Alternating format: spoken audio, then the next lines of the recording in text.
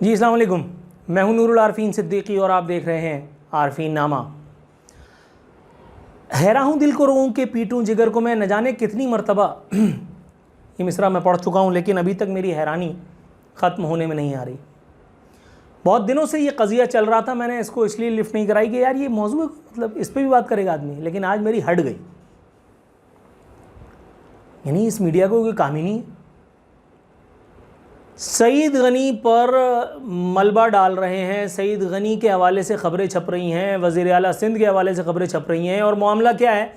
Desk की ख़रीदारी बच्चों के लिए, स्कूल जाते बच्चों के लिए सरकारी स्कूलों के हवाले से डेस्क की ख़रीदारी में कुछ घपला सामने आया। कुछ का मतलब एक इनॉर्मस अमाउंट, गैर मामूली अमाउंट, अरबों रुपए का तो मतलब इखलाकन चोरी चमारी होती है, आपको तो पता है। इल्ज़ाम लगाने वाला कौन है, पहले हम इसके बारे में जानते हैं। इल्ज़ाम लगाने वाला है हलीम आदिल शेख। गुड।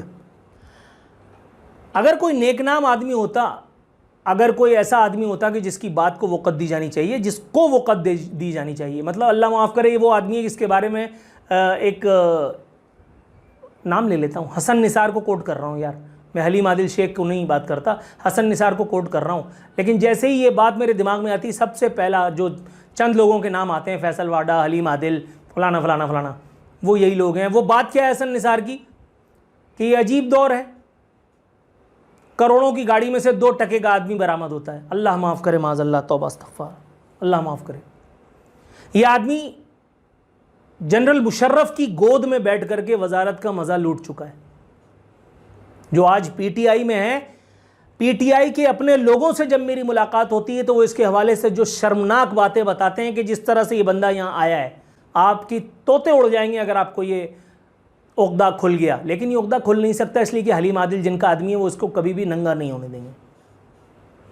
समझो, हर दौर में इस तरह के लोगों की ज़रूरत रहती है ना। हलीम आदिल शेख से मैं ये पूछना चाहता हूँ, आप उन नेकनाम लोगों को जानते हैं कि जो सुपर हाईवे पे से लोगों को बाकायदा गाड़ियों समेत अगवा कर लिया करते थे, वो कब्ज़ा माफिया के? आप उन लोगों को जानते हैं जो मलीर में, गडाप में, हब चौकी में और सुपर हाईवे के अतराफ़ में जितनी आबादियाँ हैं, जितने गोट आबाद स्कीमें, उनके नाम पर गबन ज़मीनों पे कब्ज़ा, वो कौन नेकनाम आदमी है? आपको पता है? मुझे तो नहीं मालूम। मैं तो आपसे जनरल नॉलेज का एक सवाल पूछ रहा हूँ। अच्छा, इस सवाल का जवाब एजेंसियों को पता है, हाँ, टेंशन नॉट, एजेंसियों को पता है इस सवाल का जवाब। लेकिन हलीम आदिल शेख पे हाथ क्यों डालेंगे? इस तरह के आदमी पर हाथ नहीं डाला जाता, इस तरह के आदमी को इस्तेमाल किया जाता है। हलीम आदिल शेख जो अपने सियासी खानवादे कब तब्दील कर लेते हैं, इसका कुछ पता कभी चलने ही नहीं पाता। एक वीडियो में अपने प्रोग्राम में ऑन एयर चला चुका हूँ जिसमें ये मुराद अली शाह की चमचागिरी कर रहे थे। हलीम आदिल शेख ने ज़मीन आसमान एक कर दिए, एड़ी चोटी का जोर लगा लिया था पाकिस्तान पीपल्स पार्टी में शमूलियत के लिए।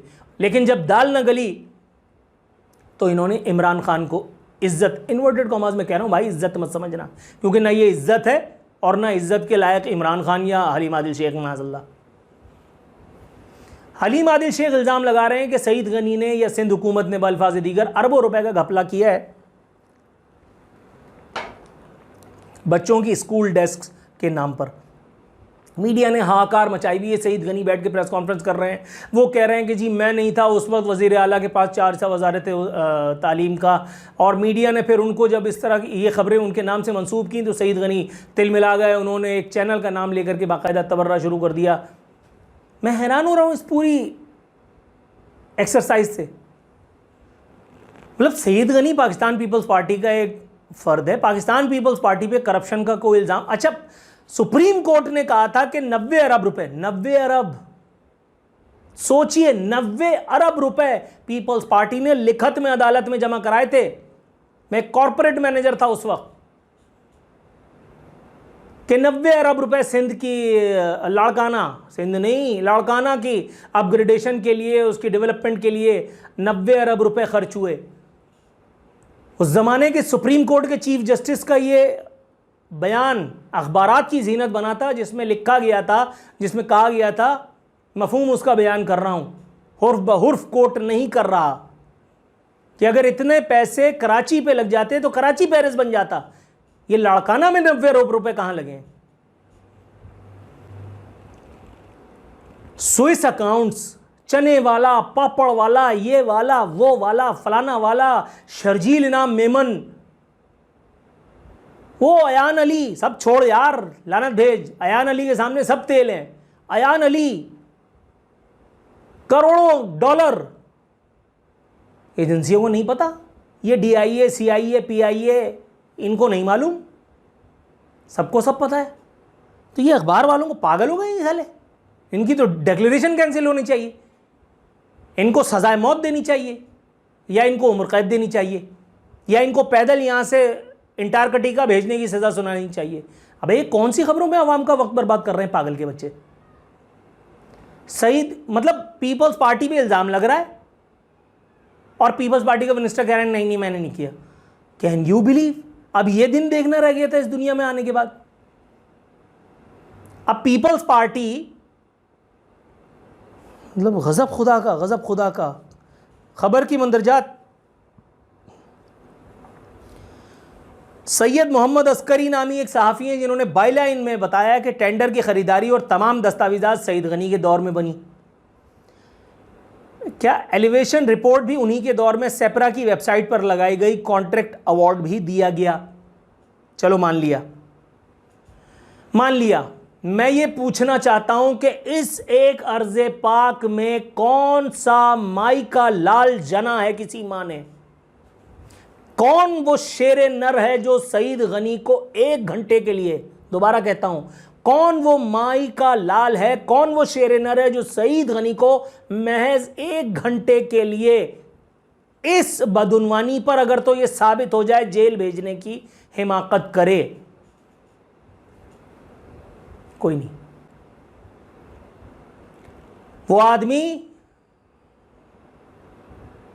जो कैडेट कॉलेज पटारों से भागा था, निकाला गया, फौज पाकिस्तान का सुप्रीम कमांडर, तमाम एजेंसियों ने क्लियर किया होगा ना, ISI तो फलाना तो ढिकाना तो इंटेलिजेंस तो मिलिट्री इंटेलिजेंस तो नेवल तो एयरफोर्स इंटेलिजेंस तो फलाना तो ढिमकाना, ऐसे ही है। कॉमन सेंस नहीं पता था? आसिफ जरदारी का माजी नहीं जानते थे? आसिफ जरदारी के बारे में हाथ में कुछ नहीं था, सब था। मैंने शुरू में क्या कहा? जिसके खिलाफ कोई सबूत और शवाहिद मौजूद होते हैं उस पर हाथ नहीं डाला जाता, उस पर हाथ रखा जाता है, उस पर दस्ते शफकत रखा जाता है कि चल बच्चे, जो तुझे करना था तूने किया, अब आजा जरा लाइन में, अब हमारे लिए कर।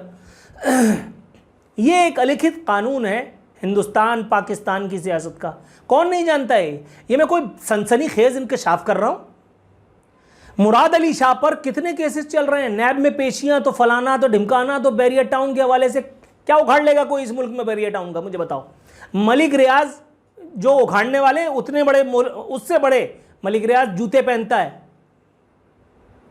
अरबों अरबों हजारों अरब रुपए डिकार करके चंद अरब रुपए का फाइन लगाया आजाद लोगों ने, और वो उसकी भी, वो उस जुर्माने की रकम की भी ऐसी आसान इंस्टॉलमेंट करा चुका है कि आपकी सोच है। उस पर बाहर की अदालतों ने, लंदन की अदालतों ने उसकी लूटी हुई रकम पाकिस्तान को वापस करनी थी। खबर चली थी, किधर है रियासत मदीना के वाली, कहाँ सत्तू पी के समट बॉम्ब का नशा करके सोल्जर बाजार के नीचे पड़े हुए, पुल के नीचे। बताते क्यों नहीं पब्लिक को कि मलिक रियाज से कितनी रकम वसूल हुई है? आज़ाद इदारा बुला ले, किसी भी दिन किसी को भी तलब कर लेता है ना, बुरा है इनको। बताए पाकिस्तान को हज़ारों अरब रुपए जो लूटे गए थे वो यहाँ आ गए। सईद गनी का कोई उखाड़ करके क्या उखाड़ लेगा, मुझे ये समझ में नहीं आ रहा। कुछ डेस्क इमरान खान बनी गाला से बैठ करके, वजीर आजम हाउस से बैठ करके कौम को झूठ बोल रहा है। सुप्रीम कोर्ट ने उसके ऊपर वर्डिक्ट अपना दिया हुआ है, क्या कहते हैं, ऑब्जर्वेशन मौजूद है चीफ जस्टिस की। एक पौधा जो 9 रुपए का होना था वो इतने रुपए का नहीं, इतने रुपए में गया। अरबों रुपए तो इसी में से बन गए। सुप्रीम कोर्ट कह रही है 10 लाख पौधे नहीं लगे, इमरान खान कह रहा है लगे। सुप्रीम कोर्ट ने कहा लाओ सबूत, इमरान खान इधर उधर देख रहा है। मतलब क्या कर लिया किसी ने इमरान खान का?